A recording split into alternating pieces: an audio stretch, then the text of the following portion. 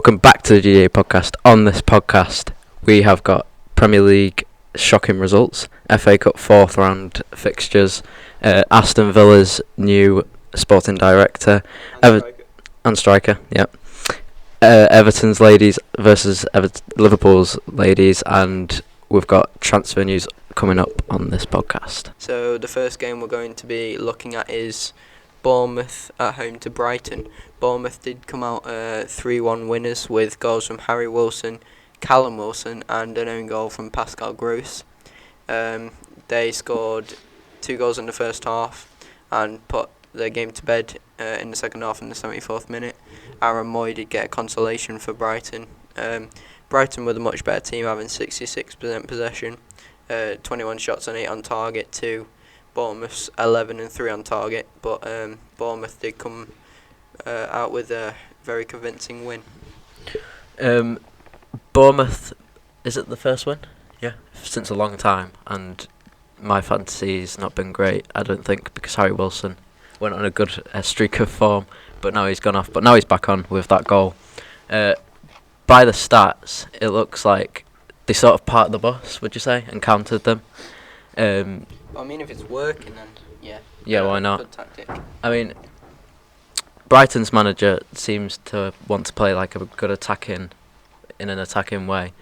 But Brighton currently sit 15th compared to Bournemouth, who are in 18th, which we've not seen that in a while. Bournemouth have normally been about around the mid-table, so hopefully Bournemouth can get themselves out of that relegation zone. Joe, what are your thoughts on the current table?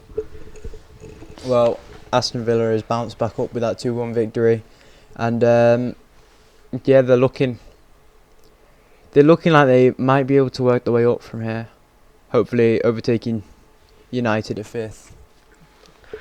I know we went on a bad game yesterday, but we're going to get onto that in a minute. But Aston Villa, where do you think they'll finish, Joe? I think we can finish 12th or 13th. You're that confident? I know Everton are 12th at the moment, but you're that confident about 12th? Looking at the teams, we should be able to finish there, but it's anyone's game in the Premiership. I am going to go for a solid 14th.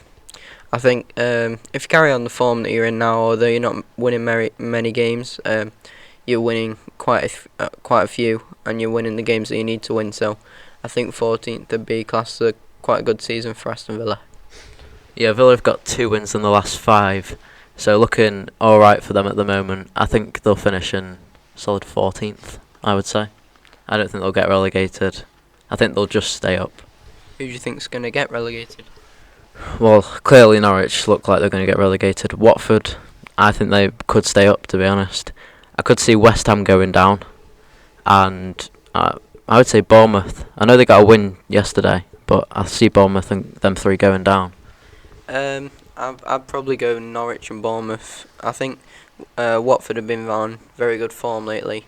I can't really see West Ham going down because of how much class they've gotten, how much money they've spent. Same with Aston Villa, so I'd probably go for Brighton, Norwich and Bournemouth, to be honest. What about you, Joe? 3 teams who are going down? City, Liverpool and Tottenham. No, That's a joke. No, I think Norwich are almost definitely going down this season. I'm sorry, Norwich fans. Watford, just because, well, they haven't had an amazing season. Yes, they've been on a good form, but I don't see them pulling it back at this point. They might be able to just scrape by at 16th or 17th, but I think they'll go down personally. And other than that, Bournemouth or West Ham, I think. Now we're going to go on to the Arsenal versus Chelsea game. 2-2 that game. Martinelli doing the Mbappe celebration, which Trent did it the other week, and it looked quite good. Martinelli didn't look that good, and then Lacazette had to come and ruin it. But anyway, David Luiz got a red card, as Martinelli got a goal, and Bellerin got a goal, and for Chelsea, Jorginho got a penalty, and Azpilicueta scored in the 84th minute. How did you see that game going? Well, if you look at the stats, 19 shots and 8 on target for Chelsea, 2 shots and 2 on target for Arsenal, and they scored 2. It's definitely something wrong with Chelsea's defence if they're conceding 2 shots and conceding 2 goals. David Luiz getting sent off in the first half is a big factor as well, considering Chelsea didn't put it to bed like just straight after, which any top class side would normally. But yeah, We're currently looking at the lineups of the match from yesterday, and who would you say is defensive line's better? So with Chelsea, you've got Emerson, Rudiger, Christensen, and Aspilicueta, and with Arsenal, you've got Saka, David Luiz, Mustafi, and Bellerin. Who would you say is the better back four for you? well, I know that Arsenal get a lot of criticism for how bad their defence normally is. They're both very attacking lineups, as Aspilicueta and Emerson and Saka and Bellerin are both seen as wing back. But judging on the game yesterday, I don't see much difference in the defensive attributes between David Luiz, Mustafi, and Christian and Rudiger. I think they both seemed as lacklustre as each other, even though Chelsea, even though Arsenal faced a lot more shots. I think their defence was quite bad, as seen with the red card for David Luiz. So I'd probably take Christensen and Rudiger over Luiz and Mustafi, because you've seen how many mistakes Luiz and Mustafi have made this season, and it's not been shown that much with Christensen and Rudiger. So I think I probably prefer them. I didn't think Saka's a left back, to be honest. I thought he was more of a left winger when he first came in. Definitely look like it. Yeah. Luiz is experienced and good for them. Mustafi, I don't know how he's still playing for Arsenal. Bellerin is a good solid right back.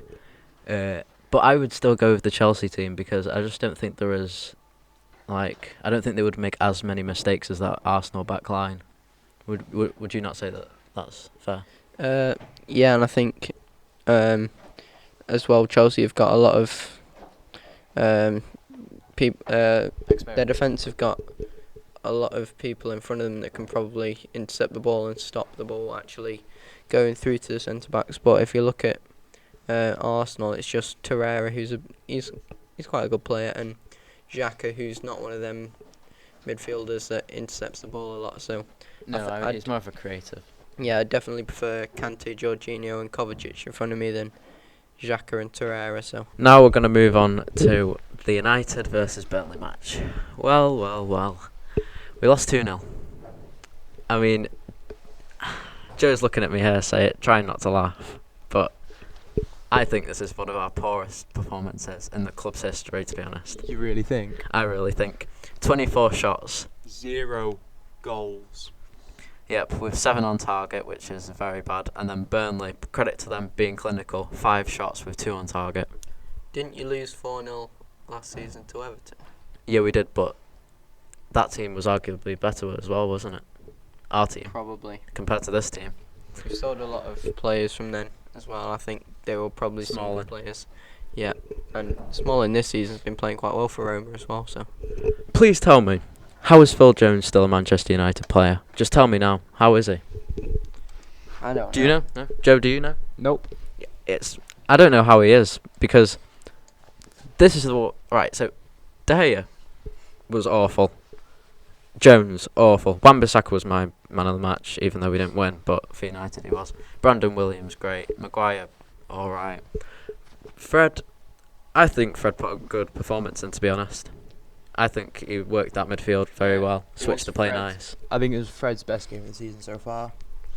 I think, And you lost. but I think he needs to put more performances like that in, and probably better than that if he's going to make up the £50 million price tag he paid for them. Yeah, I think he's trying to make it up. Matic, I think he's been quite good, considering McTominay and Pogba have been out. Pereira's not a right winger. We're playing him at right wing, according to this formation of a 4-2-3-1, with Mata, who's too old but still can create. Dan James gets taken off for Lingard later in the game for some reason, even though James has got more pace than Lingard, and he still plays Lingard on the wing. And then Martial up front, which is good. Of course, we've got a lot of injuries, but still, we're in January, we should be spending at the moment. And I said, if Ole doesn't spend in January, I'm saying Ole out. And it's looking at the moment as it's going Ole out. What are your thoughts on that? I feel like, although Manchester United fans are made out to be ruthless, I think any other fan base would have been so angry at the results again at the moment under Ole Gunnar Solskjaer. I think he would have been gone, because knowing Everton fans, we went on one bad run of form and then we make such of a process that they've just sacked the manager. So I think if it was that big a deal for Man United fans, they would try and influence the board a bit more. But yeah, I definitely think they should sack him sooner rather than later. Joe, what would you say about Ole out, or would you keep him in? I say keep him in until the end of this transfer window. You definitely need more Talent in your team, especially someone to replace what Pogba was when you first bought him, because I don't think you've had that talent that's backed by a winning team for a long time. Fred and Phil Jones. I mean, Fred, I don't think he was anywhere worth the 50 million you paid for him. And Phil Jones, I don't know what he's doing on the pitch. Is he just put on as a joke, or is he put on because your manager likes him? I don't know. I mean, let's have a look at the subs. So the subs were Bailly, who's just come back. I don't know why he didn't start. Also, Greenwood came on early in the second half for, I think it was Pereira. And then Delo and some other players. But Bailly, I don't know how he didn't start. I mean, why would you start Phil Jones? Even if Bailly's half fit, I would still start Bailly instead of Jones. Just pure fact that Bailly's more of a better player, really. But Burnley's goals were good. I would say Jay Rodriguez was. You weren't going to stop that, were you? No way. Not even the best goalkeeper in the world could stop that, even though De Gea is probably one of them. Do you reckon Glazer out will be coming? I think it's coming. I mean, the chances have already been going around Old Trafford. Glazer's out, Ed Woodward out. What do you think about that? Yeah, I think if they want to go in the right direction, which is probably Champions League this season for Man United, they're going to have to make a difference, and that difference is going to be like replace the board, replace director of football, Which we don't have. yeah, or get a director of football, because it's worked well for other teams such as Chelsea, Everton, who sign good players. Leeds, Championship, they're looking good at the moment. Yeah, I think something drastic's going to have to happen soon if they want to improve as a football club. I don't think anything will happen, to be honest, because this club at the moment is so lazy. Ed Woodward thinks he can do sporting director and be a businessman at the same time when he's only a businessman. Glazers don't have any insight into the club whatsoever, or where the money's going. They just take debt out of the club. Or put debt in the club, should I say. But I think even if we do get Pochettino in, he wants to get all the transfers and he wants to make his own decisions, but that's not going to happen, is it? Because the Glazers and businessman Woodward will have a word to say about what he spends and what he doesn't. That's what's happening with Ole at the moment, and I would say he's getting bullied about doing transfers. Would you say he's getting bullied? Yeah, very much. I think he is taking quite long to get them through, and I don't think he has much intelligence about what footballers to sign as well. Like, considering the Fred transfer, I think his style of buying people is offer the most money if they've played well for their team. So we'll get on to Bruno Fernandes in a bit, but yeah, shocking performance by United. Okay, question time. Would you rather, as manager, Ole Gunnar Solskjaer or Carlo Ancelotti? Carlo Ancelotti, just pure fact, knows knowledge about football. Same. Joe? Ancelotti, he's just in the Premiership so far. He's just been amazing for Everton, and yeah. I mean, he's had experience with Chelsea as well and other big clubs, like AC Milan, Real Madrid, Bayern Munich. Why would you go for a man who's just managed Mould? Got relegated with Cardiff. Yeah, you wouldn't really trust him, would you? It's just a former player. Fun fact, Carlo Ancelotti has has beaten every team in the Premier League that he's played except one, and that one team is Everton. Thank you very much. So, the Aston Villa-Watford game. What a game. I mean, Villa, we have never come down. Aston Villa never come back from 1-0 down. It's just not something that happens. And here we are with 2 goals. And Tyrone Mings' goal. I say Tyrone Mings. It was more of a Konza goal, but Tyrone Mings, I think he was going to appeal in the box to try and get that final goal in the last minute, but it turned out he got the goal. I don't think the ref would have given it if the ball didn't go in, which I don't think it would have if it didn't rebound off his leg. It was a very good game. We played like we actually wanted it this time, and we fought for that win, which doesn't normally happen. The moment a team puts a goal past us, our heads go down and we basically just slack off and let them have more, which is the wrong attitude. That shouldn't happen, especially at Villa Park, which happens all the time. We were one of the most historic clubs, and we're just not doing our history justice at the moment with our commitment, basically.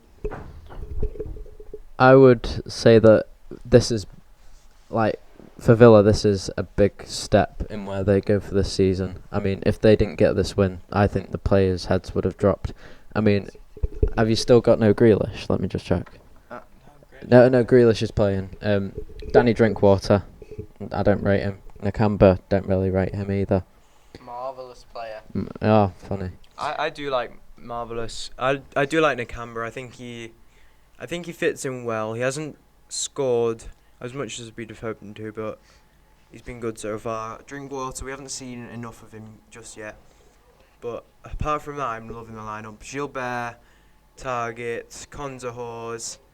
That is just pure quality. Tyrone Mings as well. And Trezeguet, El Ghazi and Grealish is working really well at the moment. I know El Ghazi doesn't normally play striker, but it seems to be doing okay for him. Another game on Tuesday was Everton at Goodison Park at home against Newcastle United. Everton absolutely cruised for the first 92 minutes. Moise Keane getting his first goal in royal blue. A nice ball from Bernard. A nice takedown from Keane, and probably should have been saved by Dubravka, but yeah, it wasn't. And then that got his first goal. Then in the 54th minute, Calvert-Lewin made it 2-0. A nice finish, poor defending though. A nice assist from Digne. And 4 minutes added on, 90 minutes. And then Newcastle get a corner in the last minute. Headed away by Mason Holgate. Crossed back in by Ritchie, and then Lejeune just get one of the flukiest overhead kicks I've ever seen right into the bottom corner. So yeah, we kick off again. The referee should have really blown his whistle. Fabian Delph belts it up the field. Everyone's like, "Oh, ref, why haven't you blown the whistle?" Then Tom Davis gives away a free kick on the halfway line. They take the free kick, and there's just a scramble in the box. And Lejeune gets another free hit at it, and by the time Pickford saves it, and he's in his own net. So yeah, poor from Everton. Such a good performance up to that point. A 2-0 win at home would have been great for Ancelotti, great for all the players, but sadly we just had to let it slip. So now we're doing score predictions for tonight's game. Wolverhampton Wanderers are home at Molineux to the 2B champions Liverpool. I can't see it going any other way than Liverpool winning. I think it'll be a close one like it was at Anfield, but I think they'll go away with it 1-0 winners. To Liverpool or Wolves? Yeah, Liverpool will win. I mean, Wolves do cause upsets to big top six teams quite a lot. It's at Molineux as well, late kick-off, so Molineux will be buzzing a bit with all the fireworks and whatnot going off. I think Wolves will get an upset and get a 1-0 win and park the bus. That's what they're good at. We have a quick guest appearance. Here we have Alan. Would you like to give your score prediction for Wolves Liverpool, please, man? Liverpool got this in the bag, 3-0. Yeah, 2-0 Liverpool. Alexander Arnold probably with one, and Henderson with the other. Very professional. Big up JDA. Yep. Right, Joe, we need your score prediction on Wolves Liverpool now. I'm saying 1-0 and Fabinho with the goal. Well, Fabinho scored against City the other week, didn't he? Well, not the other week, but the other month. I reckon. Well, Wolves have lost each of their last 6 Premier League meetings with Liverpool, scoring just one in that run since a 1-0 win at Anfield in December 2010. So, 10 years later, could we see another upset? I think we could. I think we could, yes. You did say 1-0, but are you changing? Or are you still staying with a 1-0? 1-0. It could go either way. 1-0, like, it's not a secure victory. I really don't think Liverpool will dominate this game. I just think they'll scrape by. But Noah said Henderson will score. I don't think Henderson has a shot at scoring. I don't think he will for another few games because he's too defensive. Yeah. What do you think about this? Wolves have played 40 games this season, and we're only halfway through the season at the moment. And Liverpool have played 37 games. What are your thoughts on that? That's a mix between Super Cup, Europa League qualification, and Europa League matches for Wolves, and Liverpool with the Super Cup and the Champions League. Do you reckon it should have been better scheduled, that they shouldn't have had to play that many matches? I think it should, yes. Especially going up against Liverpool. Like, I know you can't play it so they can't timetable it so that they play the same amount of games for every single team exactly. I know you can't schedule that for just against the big teams, but they would have liked to have played less games than Liverpool. And Liverpool have a game in hand, don't they? Yeah, against West Ham on Wednesday, yeah. Yeah. And that could be big as well. That's next Wednesday, by the way, not this Wednesday. Because, yeah, as Joe said, they've got a game in hand. Now we're going to talk about the Everton versus Liverpool ladies match on... When is it, Alex? Tell us when. The 9th of February. So Goodison Park. We've still got a bit to go yet, but we're going to give a bit of a preview. Everton sitting 5th at the moment, with Liverpool sitting 11th. How do you see this game going, Alex, as an Everton supporter? I think this is one of the better chances for Everton to actually beat Liverpool. Much further ahead of them in the league. I think our ladies have been doing quite well recently, coming up from the second division and currently sitting 5th out of 12 in the Women's Super League. So, yeah, I'm looking at a 3-0 lead by half time. Hopefully you can see a vlog there by one of us as well. I presume Alex, Everton supporter. Yeah, probably. Joe, how do you see this game going? I don't know much about the ladies, Liverpool or Everton sides, to be honest.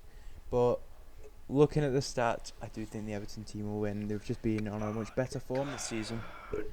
I'm going to go with a 2-1 win to Everton. I think Liverpool, because it's a derby, will give them a good rivalry. So I think it'll be... anything goes out of the door on Derby Day, doesn't it? Literally everything. So, yeah, I'm going to go with a 2-1.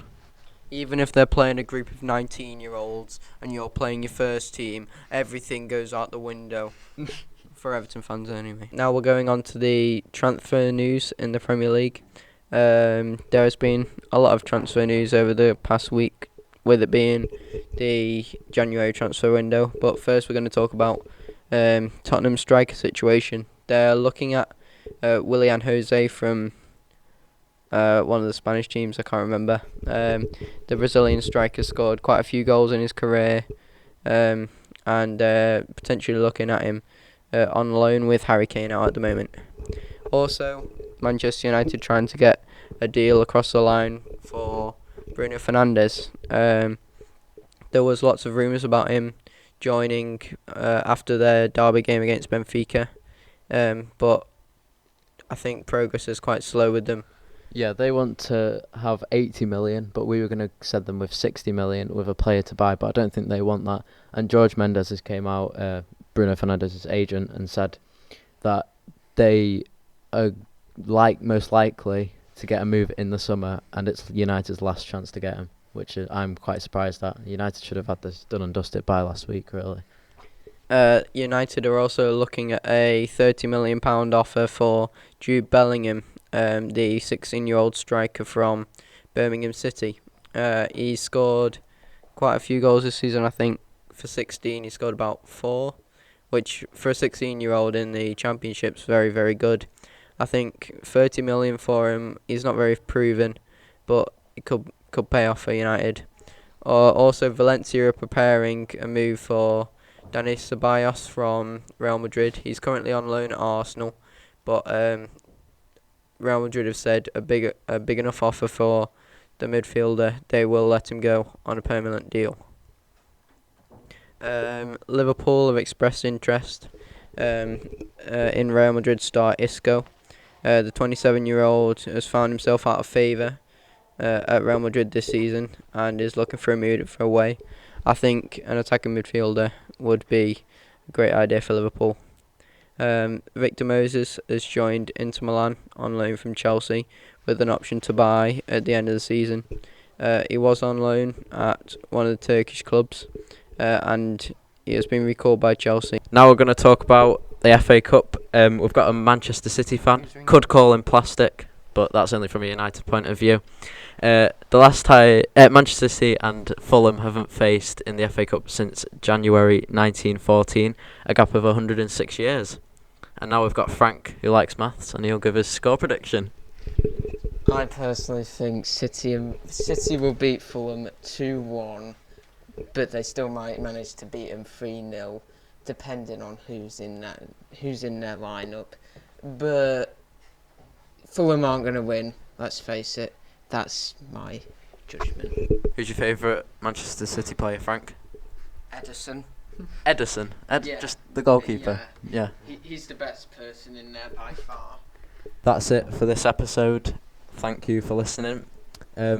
Hopefully the FA Cup will bring some good matches this weekend, and hopefully Liverpool lose today against Wolves and Liverpool finally lose a game. Yay! That's Frank, the Man City fan, because he wants City to win the league, but that's highly unlikely to happen. Yeah, City aren't really in the title race anymore. I don't think Right. anyone is. No. Since this is the outro, that's a bye from me. And me. And me. Thogden, we're waiting for you. Yep, 5-a-side match. We'll see you then.